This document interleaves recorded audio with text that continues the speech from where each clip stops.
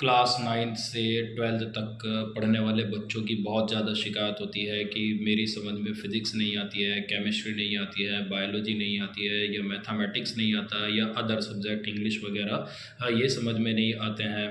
तो देखिए, मैं यहाँ पर इसकी केवल 2 वजहें मानता हूँ, जिसमें मैं पहली वजह ये मानता हूँ कि आपने अपने माइंड के अंदर इस तरह की थॉट्स बैठा ली है कि ये सब्जेक्ट बहुत ज़्यादा डिफ़िकल्ट है, कि मेरे लिए ये समझना जो होगा बहुत ज़्यादा मुश्किल होगा।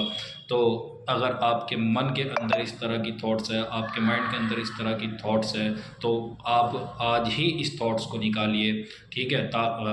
क्योंकि सब्जेक्ट कोई भी डिफ़िकल्ट नहीं होता है, सब्जेक्ट सब ईज़ी होते हैं, सब आसान होते हैं, बस आपको उसमें लगनशील होने की ज़रूरत होती है।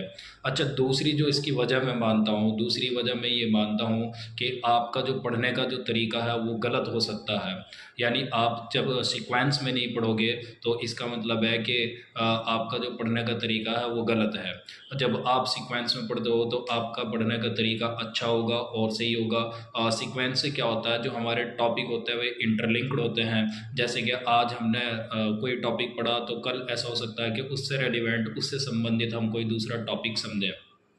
तो दूसरी वजह इसकी यही हो सकती है कि आपको सीक्वेंस से ना पढ़ना, आपका इसकी दूसरी वजह हो सकती है। तो इसलिए अगर आप सीक्वेंस से नहीं पढ़ रहे हो, आप इम्पोर्टेंट के चक्कर में हो, इम्पोर्टेंट के चक्कर में बीच बीच में जो इंटरलिंक्ड टॉपिक होते हैं आप उनको छोड़ रहे हो, तो आप ये गलती, इस गलती को सुधारें और जो बीच में टॉपिक आते हैं आप उनको भी क्लियर करते चले और सीक्वेंस से पढ़ते चले।